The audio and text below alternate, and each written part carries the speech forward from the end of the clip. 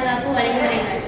சாலை பாதுகாப்பு வழிமுறைகளில் நன்மைகளும் இருக்கு, தீமைகளும் இருக்கு.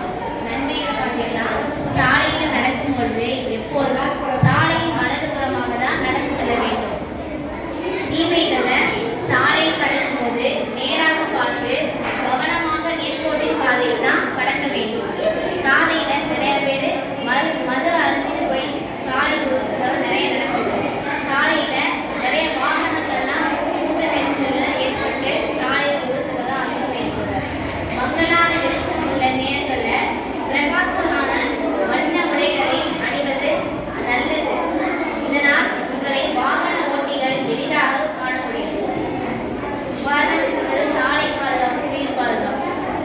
விளக்குமுறைகளில் நில், கவனி, செல் 3 முறைகள் இருக்கு.